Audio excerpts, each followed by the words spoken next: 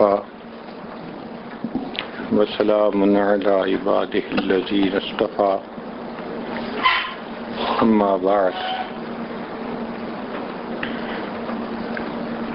أعوذ بالله من الشيطان الرجيم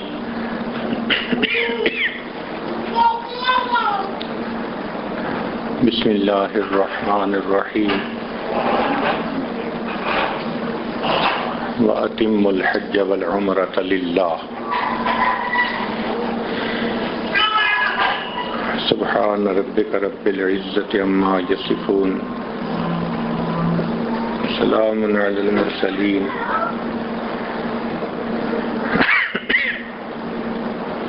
والحمد لله رب العالمين اللهم صل على سيدنا محمد وعلى آل سيدنا محمد وبارك وسلم اللهم صل على سيدنا محمد وعلى آل سيدنا محمد وبارك وسلم اللهم صل على سيدنا محمد وعلى آل سيدنا محمد وبارك وسلم اللہ رب العزت نے اپنے کرم اور احسان سے ایک مرتبہ پھر وہ دن عطا فرمایا کہ جب ہم محبوب حقیقی کے اس گھر کے قریب موجود ہیں۔ یہ فقط اللہ رب العزت کا کرم اور احسان ہے۔ اس گھر کی حاضری اعمال کی وجہ سے ہوتی ہے، اموال کی وجہ سے نہیں ہوتی۔ اگر مال کے ذریعے ہوتی تو دنیا کے مالدار لوگ زیادہ سے زیادہ حجیں اور عمرے کرتے، جبکہ ہم ایسے لوگوں کو دیکھتے ہیں کہ جن کو اللہ رب العزت نے اتنا کچھ دیا کہ اگر وہ چاہیں تو روزانہ اپنے ذاتی طیارے پر احرام باندھ کر اس جگہ آ کر عمرہ کر کے واپس جا سکتے ہیں، لیکن ایسے لوگوں کو کئی مرتبہ زندگی میں ایک دفعہ بھی توفیق نصیب نہیں ہوتی۔ کلمہ بھی پڑھتے ہیں، مال بھی بہت ہے، مگر توفیق عمل نہیں۔ یہ توفیق عمل اللہ کی رحمت سے ہوتی ہے۔ ہم میں سے کتنے ایسے ہیں کہ جن کے پاس عمرے کا پورا زاد راہ موجود نہیں تھا، کچھ پیسے اکٹھے کیے، کچھ قرض لیے، کچھ جمع کیے، اللہ نے سبیل بنا دی، آج موقع مل گیا۔ تو یہ ذہن میں رکھیں کہ یہاں کی حاضری اللہ رب العزت کے کرم اور اس کے فضل ہی سے ہو سکتی ہے، اور یہ اس کا فضل اور احسان کہ اس نے ہمیں یہاں پہنچا دیا۔ جتنا اس کا احسان مانے اتنا کم ہے۔ اس سفر میں 3 باتیں نہیں ہونی چاہیے۔ سب سے پہلی بے صبری۔ کئی مرتبہ انسان چھوٹی چھوٹی باتوں پر بے صبر ہو جاتا ہے۔ وقت پہ پانی نہ ملا ٹھنڈا، وقت پہ کھانا نہ ملا، بس میں بیٹھتے ہوئے اچھی سیٹ نہ ملی، کوئی اور چیز خلاف طبیعت ہو گئی، تو بے صبری کا مظاہرہ کرتا ہے۔ یہ چیز انسان کے سفر کے اجر کو کم کر دیتی ہے۔ کبھی بھی بے صبری کا مظاہرہ نہ کریں۔ آپ سوچیں کہ بالفرض جب اللہ رب العزت کے ہاں قبولیت ہوئی تھی عمرے کے سفر کی، اس وقت اگر کوئی ہمیں یہ کہتا کہ بھئی عمرے کے سفر کی اپروول دینی ہے، مشقتیں آئیں گی، برداشت کرو گے تو دے دیتے ہیں، نہیں کرتے تو نہیں دیتے، تو ہم ہم اس وقت یہ کہنے کو تیار ہوتے کہ اللہ الٹا لٹک کے بھی اگر وہاں ہم پہنچ سکیں تو آپ ہمیں اپروول دے دیجیے، پلیز آپ مہربانی کر دیجیے۔ اس وقت ہماری یہ حالت ہوتی۔ اور یہ بھی دیکھو اللہ کا کتنا کرم ہے کہ اگر وہ مالک الملک یہ قانون بنا دیتا کہ میرے دربار میں حاضری کے لیے تمہیں آگ کے ایک دریا میں سے گزر کے آنا پڑے گا، وہ قانون بنا سکتا تھا۔ اس نے بنی اسرائیل کے لیے قانون بنا دیا کہ تمہاری توبہ تب قبول کریں گے فاقتلوا انفسکم، ہم اندھیرا کر دیں گے، تم اپنے آپ کو چھریاں مارو، خون نکال کے دکھاؤ۔ تو بنی اسرائیل کے لیے قانون بن گیا، قرآن اس پر گواہی دے رہا ہے۔ وہ مالک الملک اس باختہ اختیار رکھتا ہے، مگر اس نے تو صرف اتنا کہہ دیا، ہاں احرام باندھنے کے لیے بس پانی سے غسل کر لو، مگر نیت کرو کہ تم آج کے بعد نافرمانی نہیں کرو گے، ہم تمہارے اسی غسل کو ہی قبول کر لیں گے۔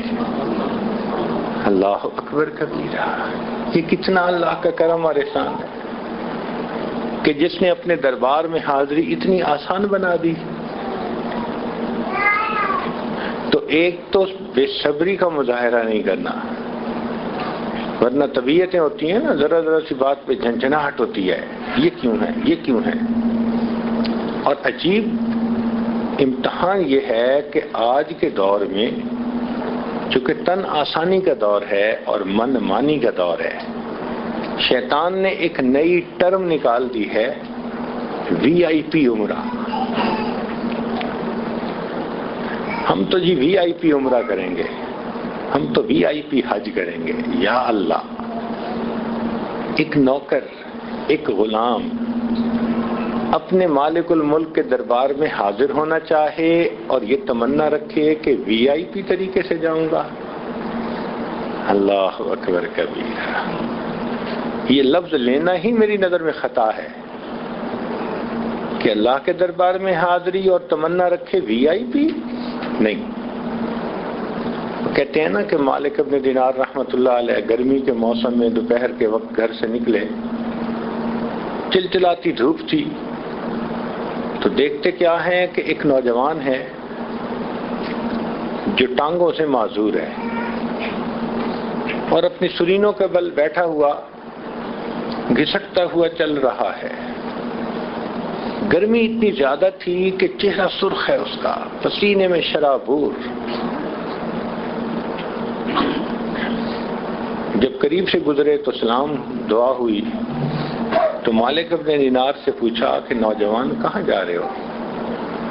اس نے کہا کہ بیت اللہ کی زیارت کا ارادہ ہے۔ کہنے لگے کہ بھائی دوپہر کا وقت ہے اور اتنی سخت گرمی ہے، تم میرے ہاں تھوڑی دیر رک جاؤ، جب سورج غروب ہوگا یا دھوپ ٹھنڈی ہو جائے گی تو پھر چلے جانا۔ اس نے کہا مالک ابن دینار، آپ تو ٹانگوں سے سفر کرتے ہیں اور میں تو گھسٹ گھسٹ کے سفر کرتا ہوں، مجھے ڈر اس بات کا ہے کہ اگر میں کہیں رک گیا تو ایسا نہ ہو کہ ادھر سے ایام حج آ جائیں اور میں ابھی راستے میں ہوں، میں رکنا نہیں چاہتا۔ تو مالک ابن دینار نے جواب میں کہا کہ اچھا ہم تمہارے لیے سواری کا بندوبست کر دیتے ہیں، تم سواری پہ سوار ہو کے ذرا تیز سفر کر لینا۔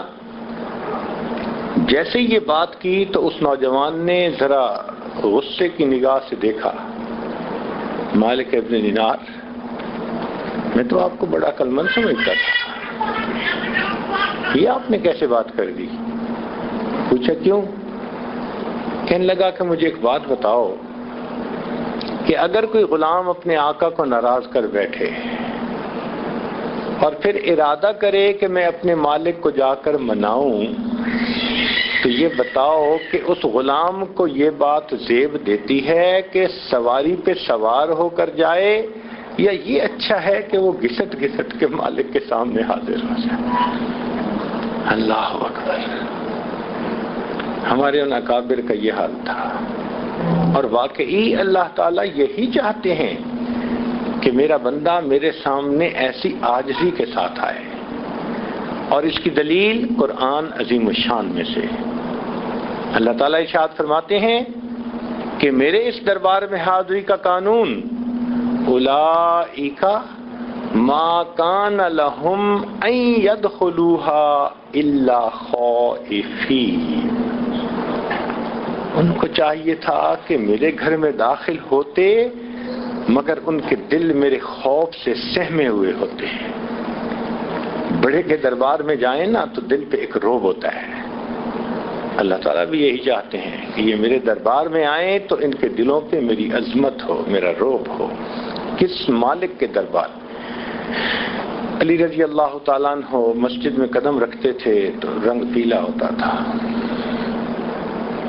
کسی نے پوچھا کہ حضرت بڑے بڑے مارکوں میں آپ نہیں گھبراتے، مسجد میں داخل ہوتے؟ فرمایا تمہیں پتہ ہے کس مالک الملک کے دربار میں میں داخل ہو رہا ہوں. سفیان ثوری رحمۃ اللہ علیہ مسجد میں داخل ہونے لگے تو بایاں پاؤں اندر رکھ دیا. آواز آئی یا ثور، او بیل. غش کھا کے گر گئے. پھر یہ لفظ اتنا اچھا لگا کہ پوری زندگی اسی نام کے ساتھ گزار دی اور اپنے آپ کو سفیان ثوری کہلوایا کرتے تھے. اور ہم کئی دفعہ مسجد میں داخل ہوتے ہیں، ہمیں احساس ہی نہیں ہوتا کہ دایاں قدم رکھا یا بایاں قدم رکھا. ہمارے دل دنیا کے معاملات میں ایسے پھنسے ہوتے ہیں کہ مسجد میں داخل ہو کر اعتکاف کرنے کا پتہ یاد ہی نہیں ہوتا.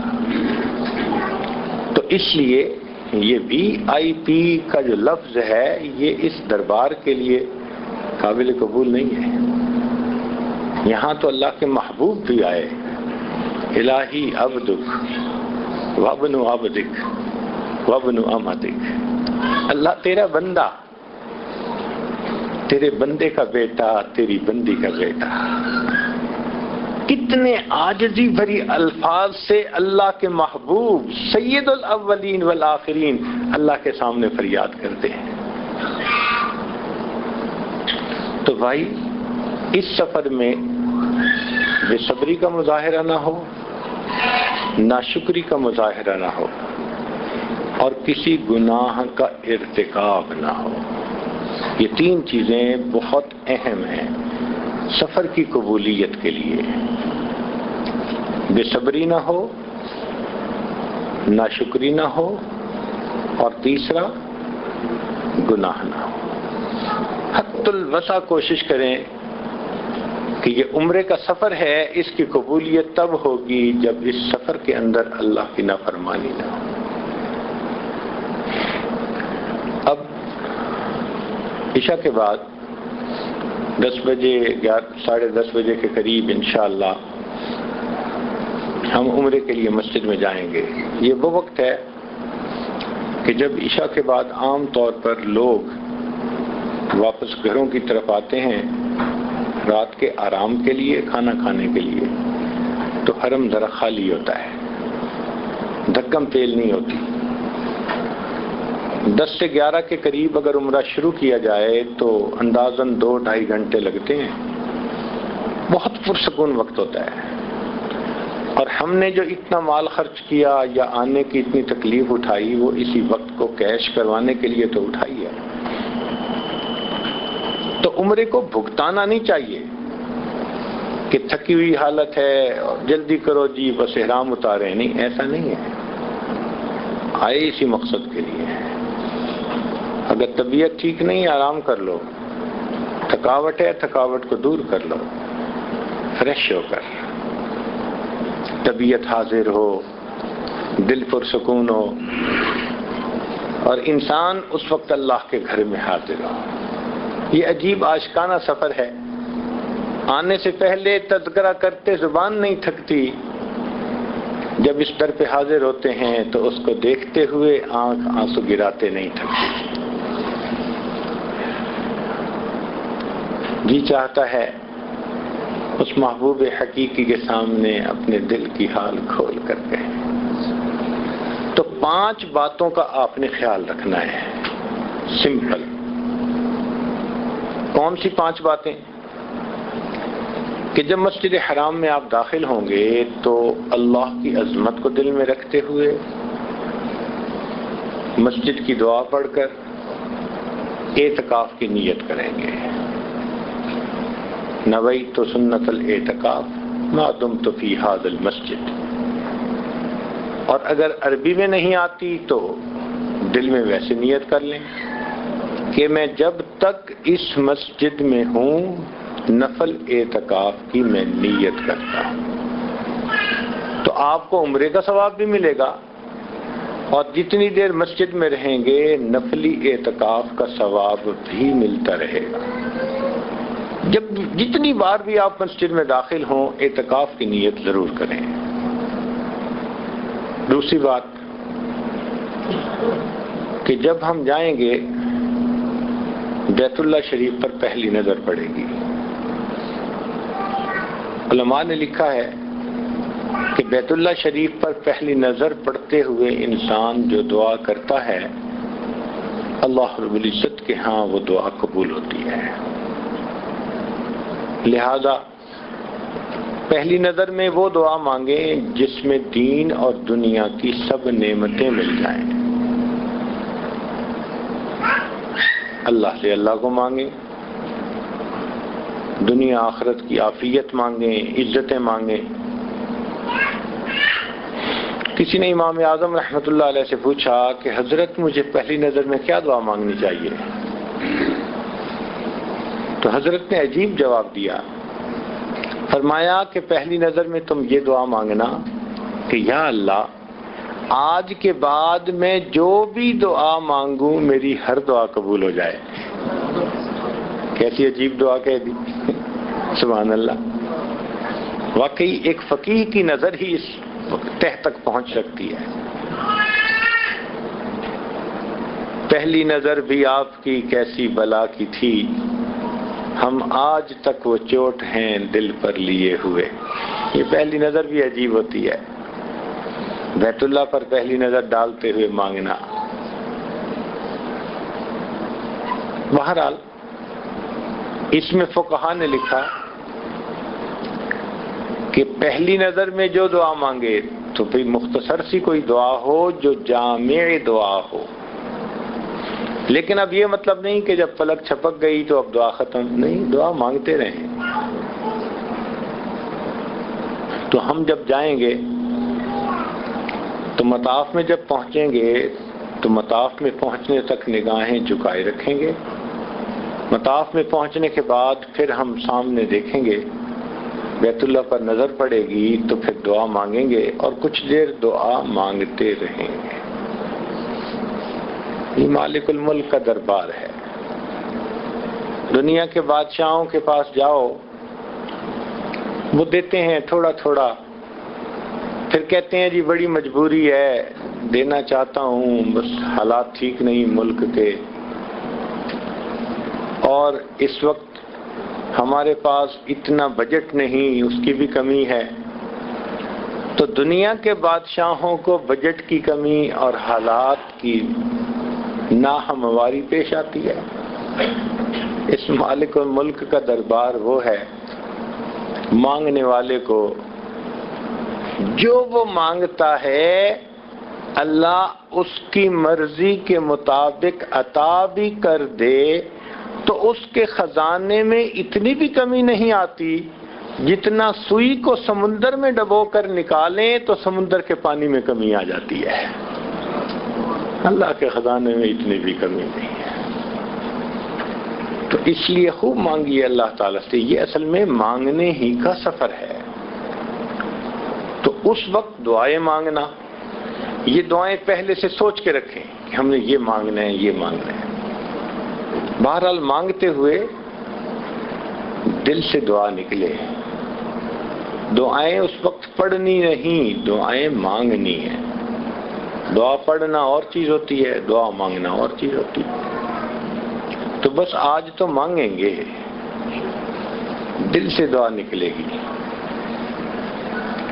تیسری بات کہ پھر ہم اپنے احرام کا جو ہمارے پاس ہے اجتباء کریں گے۔ مردوں کے لیے یہ ہوتا ہے، عورتوں کے لیے نہیں ہوتا۔ اجتباء کیا ہوتا ہے کہ اپنے دائیں کندھے کو ننگا کر لینا۔ عام حالات میں تو کورڈ رکھتے ہیں، لیکن جب وہاں جائیں گے تو ہم اپنے کندھے کو یوں ننگا کر لیں گے، اس کو کہتے ہیں اجتباء۔ یہ اس وقت کرنا ہے جب بھی آدمی احرام میں ہو، طواف کرنا چاہے، جس طواف کے بعد سعی ہو تو پھر اس کو طواف کے اندر یوں اجتباء کرنا ہوتا ہے حالت احرام میں۔ تو اعتکاف اور دعا یہ پہلی بات ہو گئی، اور اجتباء یہ دوسری بات ہو گئی۔ پھر تیسری چیز ہے، اس کو کہتے ہیں استقبال۔ استقبال کہتے ہیں کہ حجر اسود کے سامنے حاضر ہونا۔ چنانچہ حجر اسود کا نشان بھی بنا ہوا ہے، سبز لائٹ بھی ایک جگہ لگی ہوئی ہے۔ وہاں پہنچ کر بالکل ہم حجر اسود کے محاذ میں آ جاتے ہیں، اور جب حجر اسود کے محاذ میں آ جائیں تو اس وقت جیسے ہم نماز میں تکبیر تحریمہ کے لیے ہاتھ اٹھاتے ہیں نا، کانوں کی لو تک لاتے ہیں، اس طرح اپنے ہاتھ کانوں کی لو تک لا کر بسم اللہ اللہ اکبر وللہ الحمد یہ کہنا، اس کو استقبال کہتے ہیں۔ یعنی اب آپ بیت اللہ کے وہ جو حجر اسود والا کونا ہے اس کے بالکل سامنے آ گئے۔ تو ایک اعتکاف، دوسرا اجتباء، اور تیسرا استقبال۔ یہ استقبال گویا اب آپ کے طواف کی نیت ہو گئی۔ جب استقبال کر لیا تو آپ نیت بھی کر لیں کہ میں بھی نویت ان اطوف، میں طواف کی نیت کر رہا ہوں۔ اب آپ طواف کے لیے بالکل تیار ہو گئے۔ اس کے بعد ایک عمل ہے جس کو استلام کہتے ہیں۔ استقبال الگ سنت ہے اور استلام الگ سنت ہے۔ استلام کیا ہوتا ہے؟ دور سے سلام کرنا۔ اب آپ حجر اسود سے دور ہیں، اگر تو قریب ہوں تو دونوں ہاتھ حجر اسود کی سائیڈوں پر رکھیں اور اس کو بوسہ دیں بغیر چٹخارے کے، آواز نہ نکلے۔ تو حجر اسود کو اس طرح بوسہ دینا یہ بھی سنت ہے، لیکن ہر بندہ تو قریب نہیں ہوتا کہ وہ بوسہ دے سکے، تو شریعت نے اس کی رعایت رکھی۔ فرمایا کہ اگر تم دور ہو تو دور سے ہی اشارہ اگر کر لو گے تو تمہیں ثواب مل جائے گا۔ اس کا طریقہ کیا ہے کہ آپ اپنے دونوں ہاتھوں کو ایسے کریں کہ جیسے حجر اسود کے اوپر رکھ رہے ہیں، اور دونوں ہاتھوں کو پھر بوسہ دے لیں۔ اس کو استلام کہتے ہیں۔ یہ کرنا بھی سنت ہے۔ آج کے دور میں چھوٹا بچہ دور ہوتا ہے نا تو اس کو پیار کرنے کے لیے یوں کر دیتے ہیں۔ یہ جو فلائنگ کس ہے نا، اسی کا دوسرا نام استلام ہے، کہ اب آپ حجر اسود کے قریب تو نہیں ہے، دور سے ہی فلائنگ کس دے رہے ہیں۔ یہ استلام ہو گیا۔ لیکن اس استلام کے وقت اپنے دل کی پوری توجہ اللہ کی طرف رکھیں، اس لیے کہ حدیث پاک میں آتا ہے کہ حجر اسود یمین اللہ فی الارض، زمین میں اللہ کا دایاں ہاتھ ہے۔ تو جیسے کوئی اپنے محبوب سے ملنے جائے تو اس کو سلام کرتا ہے، مصافحہ کرتا ہے، گویا حاجی اور عمرہ کرنے والا حجر اسود کے استلام کے ذریعے مالک الملک سے مصافحہ کرنے کی سعادت پاتا ہے۔ اس لیے علماء نے لکھا ہے کہ حجر اسود انسان کے دل کی حالت کو اس وقت محفوظ کر لیتا ہے، فوٹو لے لیتا ہے۔ آج ویڈیو کیمرے کے سامنے آپ آتے ہیں نا، وہ بھی تو پتھر کی طرح نظر آتا ہے نا، شیشہ سا. ویڈیو کیمرے کے سامنے آئیں تو شکل محفوظ،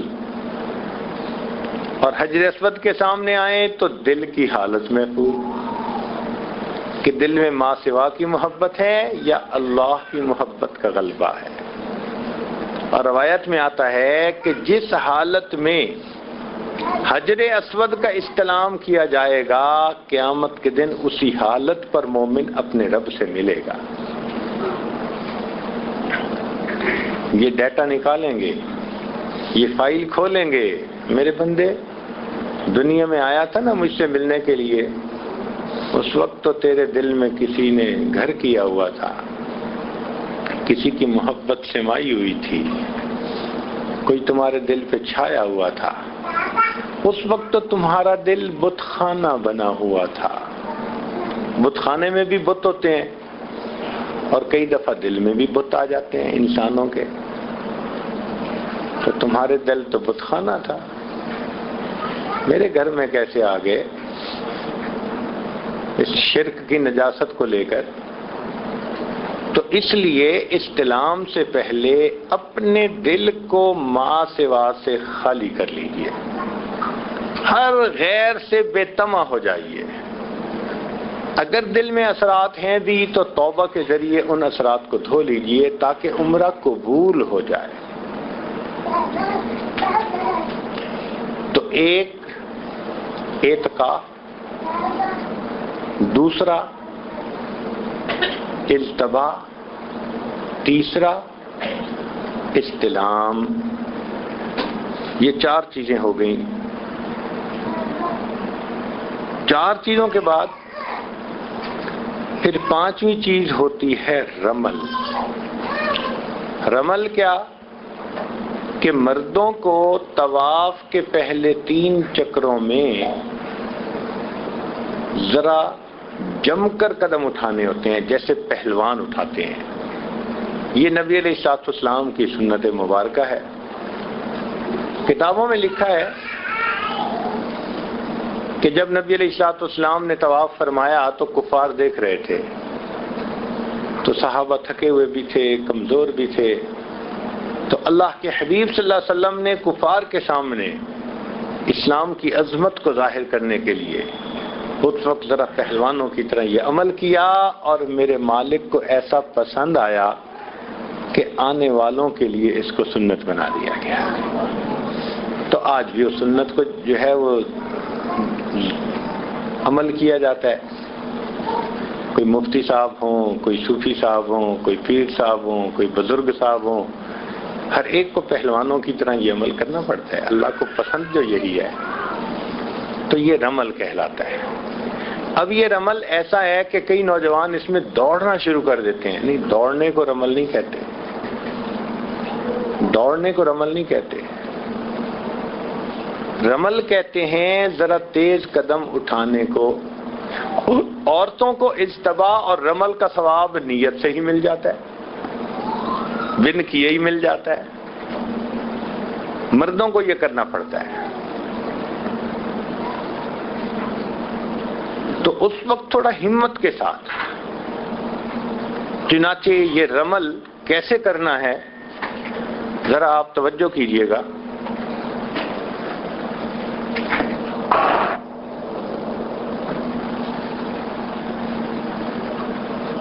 بعض لوگوں کو دیکھا کہ وہ تیزی کے ساتھ دوڑنا شروع کر دیتے ہیں. بعض لوگوں کو دیکھا کہ وہ اس طرح کی حرکت کرتے ہیں. اس کو بھی استوال، اس کو بھی رمل نہیں کہتے. آپ نے دیکھا ہوگا پہلوان جب کشتی کرتے ہیں نا آپس میں، ایک دوسرے کے سامنے آتے ہیں تو وہ تھوڑا سا ایسے جھک کے نا ایک دوسرے کے سامنے ایسے کرتے ہیں. اس کو رمل کہتے ہیں. یہ پہلوان کی طرح. تو آپ آہستہ قدم اٹھائیں، تیز مت اٹھائیں، آہستہ. مگر یہ حالت ایسے ہے. اس کو رمل کہتے ہیں کہ انسان اپنے سینے کو ذرا ایسے کشادہ کرے اور اس طرح قدم اٹھائے کہ جیسے ہمت کے ساتھ اٹھا رہا ہوتا ہے. جب میرے اللہ کو یہ عمل پسند ہے تو ہم اس عمل کو بھی کریں گے. ہونا تو یہ چاہیے کہ مومن کی زندگی ایسی تقوی بھری ہو کہ اللہ پوری زندگی کفار کے سامنے رمل کی حالت میں گزارنے کی توفیق عطا فرما دے۔ تو یہ 5 چیزیں ہوئیں، ان کو یاد کر لیجئے کہ جن کو ہم نے آج کرنا ہے۔ ایک، مسجد میں داخل ہوتے ہوئے اعتکاف کی نیت، پھر اس کے بعد دوسرا اجتباء، تیسرا استقبال، چوتھا استلام، اور 5واں رمل۔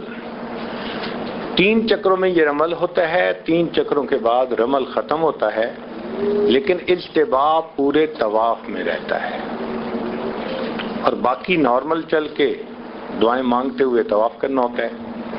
طواف میں وضو کا ہونا ضروری، اگر وضو ٹوٹ گیا تو دوبارہ وضو کرنا پڑے گا، اگر تھوڑے چکر تھے تو پھر پورا طواف پھر کرے، اور اگر 4 چکر پورے ہو چکے تھے یعنی اکثر حصہ مکمل ہو چکا تھا تو باقی چکر وضو کر کے پھر شروع کیے جا سکتے ہیں۔ طواف میں اگر کوئی آدمی کہیں رکنا چاہے مجبوری معذوری کی وجہ سے رک بھی سکتا ہے، لیکن پھر وہیں سے طواف کو شروع کرے۔ طواف کے دوران نہ قبلہ کی طرف سینہ ہو نہ قبلہ کی طرف پیٹھ ہو، دیکھے بھی نہ بیت اللہ کی طرف طواف کے دوران۔ جیسے نماز عبادت ہے تو نماز کے اندر آپ ادھر ادھر نہیں دیکھتے، وہ خشوع کے خلاف ہے۔ اسی طرح طواف کے دوران ادھر ادھر دیکھتے رہنا یہ بھی خشوع کے خلاف ہے۔ توجہ اللہ کے ساتھ بس آپ اپنی دعائیں مانگتے ہوئے، جیسے شمع کے گرد پروانہ چکر لگاتا ہے، ہم بھی اس شمع حقیقی کے گرد پروانے کی طرح چکر لگائیں۔ اور اگر بالفرض جم گھٹے کی وجہ سے کوئی ایسا دھکا لگے کہ بھئی ادھر رخ ہو جائے یا پیٹھ ہو جائے تو جتنے قدم رخ کر کے گزارے وہ طواف میں شامل نہیں ہوں گے۔ تو علماء نے لکھا کہ 2 صورتیں ہیں، یا تو پیچھے ہٹے اور دوبارہ جیسے پیچ جوڑ لگاتے ہیں وہاں سے پھر جوڑ لگائے، اور اگر ایسا ممکن نہ ہو تو پھر اس چکر کو گنے ہی نہ، ایک چکر فالتو لگائے، تاکہ 7 چکر کامل ہوں طواف کے۔ طواف کے دوران دعا مانگنا چاہیے۔ بعض لوگ تلاوت کرتے رہتے ہیں، گو تلاوت ایک بہت اعلیٰ عمل ہے، مگر طواف کے دوران دعا مانگنا زیادہ فضیلت رکھتا ہے۔ اپنا اپنا وقت ہوتا ہے نا، یہ مانگنے کا وقت ہے۔ اللہ سے مانگیے، بیت اللہ کے دروازے کے سامنے سے گزرتے ہوئے ایسے مانگیے جیسے ایک سائل کسی شہنشاہ کے دروازے پہ حاضر ہوتا ہے۔ اس کھلے در کا تصور کر کے اللہ سے مانگیے۔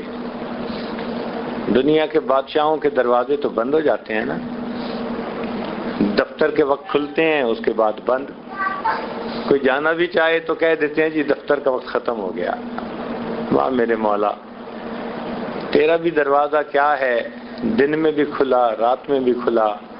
لا تأخذہ سنۃ ولا نوم، نہ اللہ کو نیند آتی ہے نہ اونگ آتی ہے، اس لیے کہ ایسا نہ ہو کہ مانگنے والا آ کر مانگے اور پروردگار کو اونگ آئے تو سننے والے کی فریاد کے سننے میں دیر نہ ہو جائے۔ یہ اللہ کو اونگ بھی نہیں آتی۔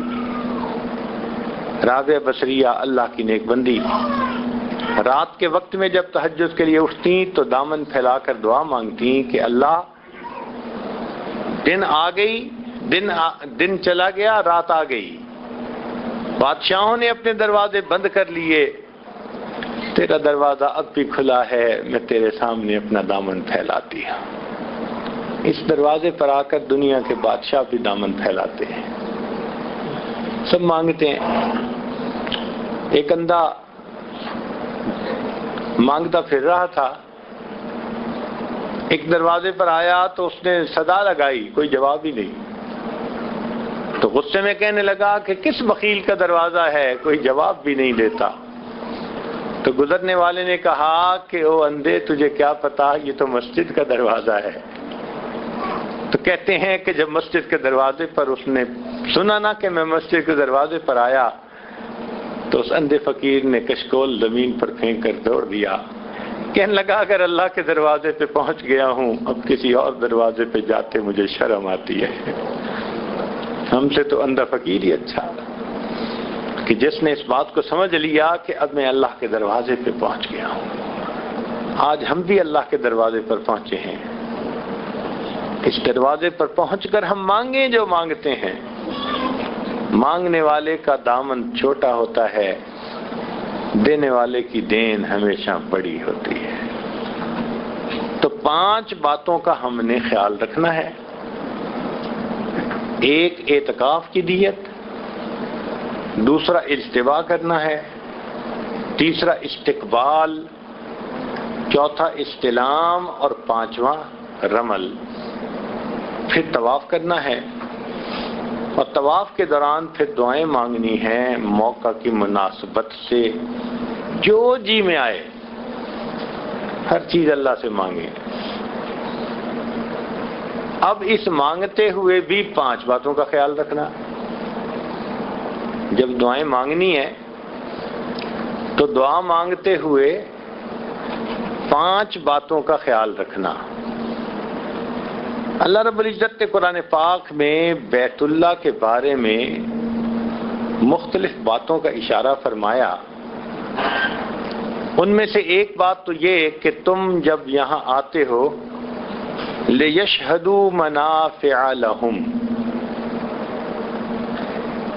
تو اس آیت سے سامنے آتا ہے کہ یہاں آنے سے دنیا کے منافع بھی ملتے ہیں. تو جب قرآن میں گواہی مل گئی کہ یہاں آنے سے دنیا کے منافع ملتے ہیں تو بھئی مانگنا چاہیے نا، پھر جی بھر کے مانگنا چاہیے. اچھا بعض لوگوں کو دیکھا کہ وہ کہتے ہیں جی ہم اللہ کو مانگتے ہیں دنیا نہیں مانگتے. ٹھیک ہے بھئی، آپ بڑے اعلیٰ حال والے بزرگ ہیں کہ آپ کو دنیا کی اتنی بھی پرواہ نہیں، اور ہم تو کمزور ہیں، ہم تو محتاج ہیں، آخرت کی نعمتوں کے بھی محتاج اور دنیا کی نعمتوں کے بھی محتاج. نبی علیہ السلام نے فرمایا تمہارے جوتے کا تسمہ ٹوٹ جائے تم تسمہ بھی اپنے پروردگار سے مانگو. ہم تو اس کیٹیگری کے بندے ہیں، مانگیں گے، ہر چیز مانگیں گے، آپ ہی سے مانگیں گے. مولا جب ہم بندے ٹھہرے اور آپ ہمارے رب ہیں تو ہم سب کچھ آپ سے مانگیں گے. چھوٹی چیز بڑی چیز سب آپ سے مانگنا ہے. کوئی ایسا وقت نہیں آ سکتا کہ جب ہمارا دل نعمتوں سے بھر جائے. نہیں، بندگی اسی کو کہتے ہیں. ہم مانگیں گے اور ہر چیز مانگیں گے اور خوب ڈٹ کے مانگیں گے. یہ بزرگوں کا بسا اوقات حال رہا ہے کہ انہوں نے کہا کہ بس اللہ سے اللہ کو مانگو. ابن فارض رحمۃ اللہ علیہ کا مشہور شعر ہے کہ جب موت کا وقت قریب آیا تو ان کو جنت دکھائی گئی. انہوں نے جنت سے آنکھ ہٹا لی اور شعر کہا ان کان منزلتی فی الحب عندکم ما قد رأیت فقد ضیعت ایامی، کہ اگر اللہ تیری محبت میں میرے ساری زندگی کی محنتوں کا صرف یہی باغ بغیچہ ہی جو ہے انعام ہے، میں نے کیا پایا؟ مولا میں نے تو اپنی پوری زندگی ہی ضائع کر دی، مجھے تو آپ چاہیے. تو یہ ایک صاحب حال بزرگ کی بات ہے. ہمیں تو اللہ بھی چاہیے اور اس کے ساتھ جنت کی نعمتیں بھی چاہیے، ہمیں تو سب چاہیے. مسئلہ تو یہ ہے کہ ہم اپنے بارے میں یہ سوچیں کہ ہمیں سب کچھ چاہیے. یہ ہے اصل ابدیت. یہ نہیں ہے کہ ہمیں جنت نہیں چاہیے ہمیں اللہ چاہیے، نہیں، اللہ بھی چاہیے، جنت بھی چاہیے، دنیا کی نعمتیں بھی چاہیے، سب کچھ چاہیے.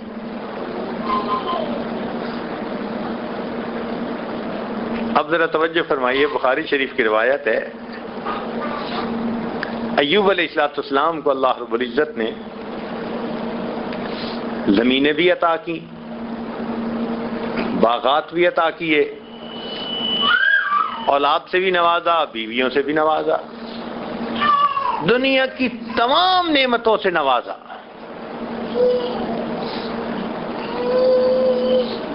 یوں سمجھیں کہ جیسے وقت کا سیٹھ ہوتا ہے نا کوئی، ایسے سیٹھ بنا دیا، اتنی نعمتوں سے نوازا۔ ایک وقت آیا کہ حضرت ایوب علیہ السلام نہانے کے لیے ایک تالاب پر گئے، نہر پر، تالاب پر۔ اب چونکہ وہاں تو کوئی قریب نہیں تھا، لہذا انہوں نے اپنے کپڑے اتارے اور تالاب میں نہانا شروع کر دیا۔ جب تالاب میں نہا رہے تھے تو اللہ رب العزت کی قدرت سے چڑیاں آئیں جو سونے کی بنی ہوئی تھی، اور آ کر قریب قریب بیٹھنے لگ گئیں۔ حضرت ایوب علیہ السلام نے جب دیکھا تو چڑیاں پکڑنے لگ گئے، جسم پہ کپڑے نہیں ہیں، نہا رہے تھے۔ اب اسی دوران چڑیاں آ گئی، پکڑ رہے ہیں، ایک چڑیا کے پیچھے، پھر دوسری کے پیچھے، پھر تیسری کے پیچھے۔ اللہ تعالیٰ نے فرمایا، اے میرے پیارے نبی علیہ السلام، اتنا کچھ دیا اور اتنے کچھ کے بعد آپ پھر ان کے پیچھے بھاگتے پھر رہے ہیں۔ تو ایوب علیہ السلام نے اس وقت دعا کے لیے ہاتھ اٹھائے، اے اللہ، اتنا کچھ پا لینے کے بعد ابھی بھی میں تیری نعمتوں کا محتاج ہوں۔ بس ہم یہی بات سامنے رکھیں کہ اتنا کچھ حاصل کر لینے کے بعد بھی اللہ میں تیری نعمتوں کا محتاج ہوں۔ ہم اللہ کی نعمتوں کے پھر بھی محتاج ہیں۔ تو 5 نکتے ہیں مانگنے کے لیے جن کا خیال رکھنا ہے۔ ایک تو یہ کہ دنیا کی ہر نعمت، جو پریشانی ہے دنیا میں، گھر نہیں، اللہ سے گھر مانگے، کاروبار اچھا نہیں، اچھا کاروبار مانگے، دنیا کے اندر کوئی اور پریشانی ہے، بیماری ہے، مصیبت ہے، پریشانی ہے، ہر چیز کے بارے میں اللہ سے مانگے، کیونکہ یہ منافع ملنے کا مقام ہے۔ اور منافع سے مفسرین نے یہاں مراد دنیا کا فائدہ لیا ہے، لہذا ہم بھی دنیا کی ہر نعمت مانگیں۔ تو ایک پوائنٹ مانگتے ہوئے یہ ذہن میں رہے، لِيَشْهَدُوا مَنَافِعَ لَهُمْ۔ دوسری بات، اللہ رب العزت اپنے گھر کے بارے میں فرماتے ہیں مبارکم، یہ برکت والا گھر ہے۔ تو برکت والے گھر سے ہم برکتیں اللہ کی مانگیں کہ تیرے برکت والے گھر میں حاضر ہیں اور تیری برکتوں کے طلبگار ہیں۔ صحت میں برکت، عمر میں برکت، رزق میں برکت، عزت میں برکت، دین میں برکت، اولاد میں برکت، ہر نعمت میں برکت اللہ سے مانگے۔ جب اللہ رب العزت کی طرف سے برکتیں آ جاتی ہیں تو اللہ تعالیٰ بندے کی ضروریات کو پورا فرما دیتے ہیں، اس کو محتاج نہیں رہنے دیتے کسی چیز اور کا، غنی کر دیتے ہیں۔ پھر تو منافع بھی مانگنے ہیں اور برکتیں بھی مانگنی ہیں۔ یہ 2 باتیں کلیئر ہو گئی اچھی طرح کہ دعائیں مانگنی ہیں تو دعا مانگتے ہوئے 5 چیزوں کا خیال رکھنا ہے۔ ان میں سے پہلی چیز کون سی؟ منافع، اللہ سے ہم نے دنیا کی ضرورتیں اور ان کے منافع مانگنے ہیں۔ اور دوسری چیز، اللہ رب العزت سے ہم نے برکتیں مانگنی ہیں۔ آج صحت تو ہے، برکت نہیں، اس کا نتیجہ کیا کہ 25 سال کا نوجوان بھی بوڑھے کی طرح تھکا ہوا، کہتے ہیں جی بیٹھا ہوا اٹھتا ہوں آنکھوں میں اندھیرا آ جاتا ہے۔ یہ 25 سال کا نوجوان، اور جو 30 35 40 میں چلے گئے، کسی کے گھٹنوں میں درد ہے، کسی کے کمر میں درد۔ ہماری صحتیں ایسی ہیں نا، برکت نہیں ہے آج۔ تو اللہ سے برکتیں مانگنی ہے. قوت حافظہ میں برکت نہیں، ذرا سی کوئی چیز یاد کرتے ہیں تھوڑی دیر میں بھول جاتی ہے، ذہن سے نکل جاتی ہے.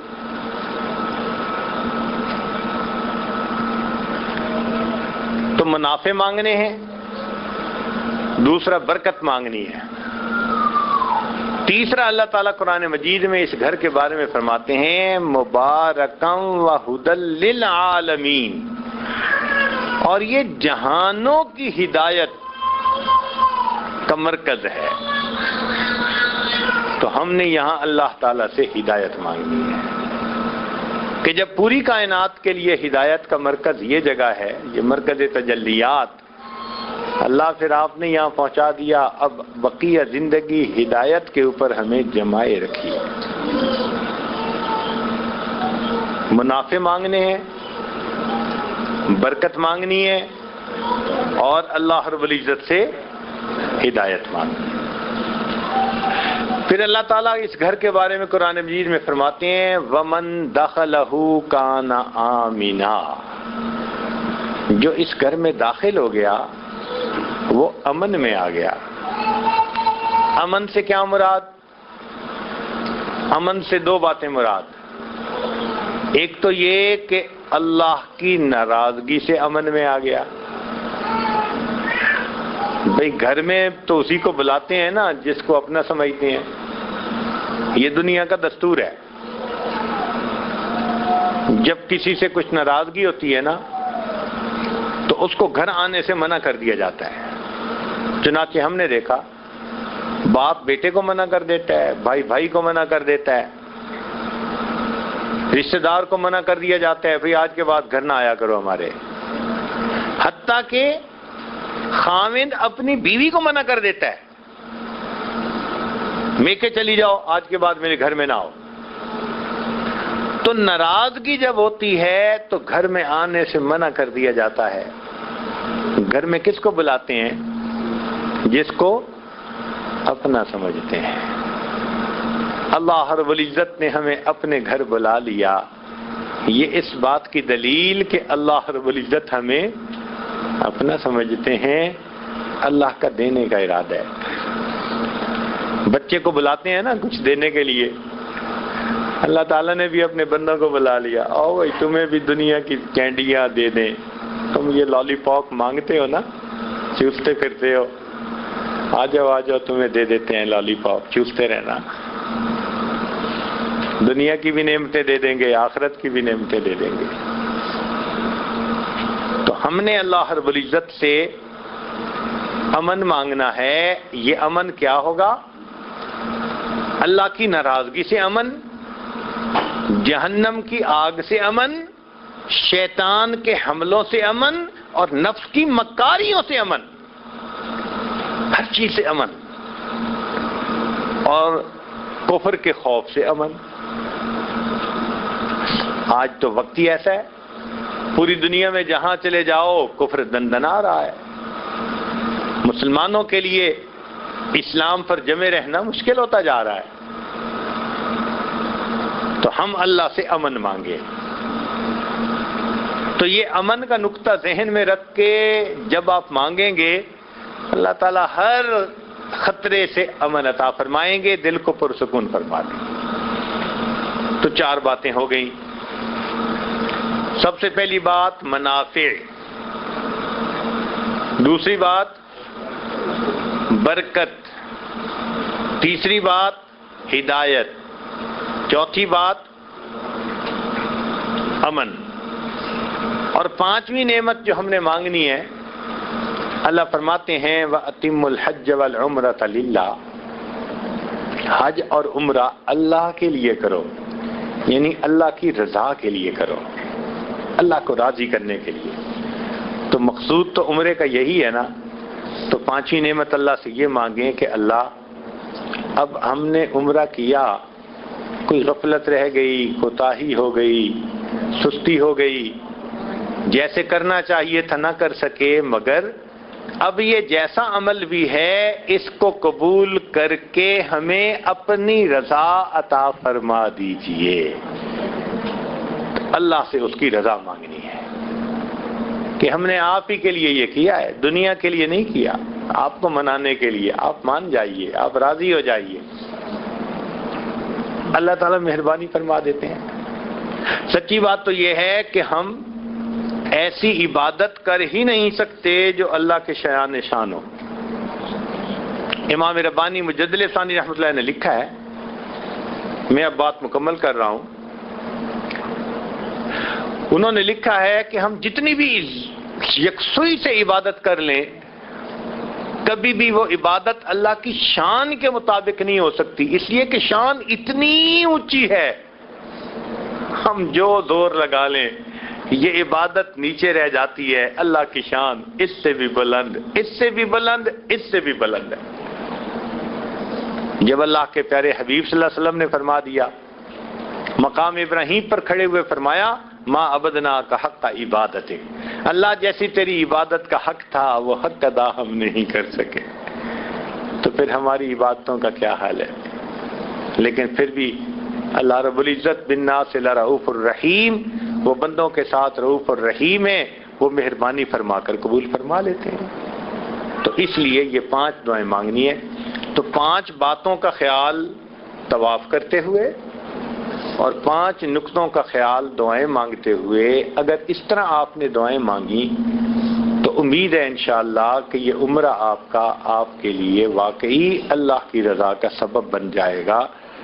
اللہ تعالی ہم سے راضی ہو جائے اور ہمیں یکسوئی کے ساتھ، اچھے طریقے کے ساتھ بہترین عمرہ کرنے کی توفیق عطا فرمائے۔ وقت کم ہے، دعا کر لیجئے۔ سبحان ربی الوہاب، اللہم صلی علی سیدنا محمد وعلی آل سیدنا محمد وبارک وسلم۔ ربنا ظلمنا انفسنا وان لم تغفر لنا وترحمنا لنکونن من الخاسرین۔ اے مالک، ہم آپ کے عاجز مسکین بندے ہیں، ہمارے گناہوں کو معاف فرما، خطاؤں سے درگزر فرما، عیبوں کی پردہ پوشی فرما۔ اللہ ہماری نگاہوں کو پاک فرما، دلوں کو صاف فرما، سینوں کو اپنی محبت سے لبریز فرما، اپنے عشق کی آتش ہمارے سینوں میں پیدا فرما، ہمارے انگ انگ سے اپنے ذکر کو جاری فرما، روئے روئے سے اپنے ذکر کو جاری فرما، ہڈی ہڈی بوٹی بوٹی میں اپنی محبت پیدا فرما۔ اے کریم آقا، ہمارے ساتھ درگزر کا معاملہ فرما۔ اے رب کریم، ہمیں صحیح خشوع اور خضوع کے ساتھ عبادت کرنے کی توفیق عطا فرما، ہمارے اس عمرے کے سفر کو قبول فرما۔ میرے مولا، بیت اللہ میں جا کر جو دعائیں ہمارے لیے بہتر ہیں وہی ہمیں مانگنے کی توفیق عطا فرما۔ میرے مولا، جھولیوں کو بھرپور فرما، خالی دامن آئے ہیں، اللہ ان دامن کو بھرپور فرما۔ میرے مولا، اپنی رضا عطا فرما۔ جو ایام زندگی کے یہاں ٹھہرنے کے آپ نے لکھے ہیں، اللہ ان کو پورے آداب کے ساتھ گزارنے کی توفیق عطا فرما۔ صلی اللہ تعالی علی حبیبہ سیدنا محمد وآلہ واصحابہ اجمعین برحمتک یا ارحم الراحمین۔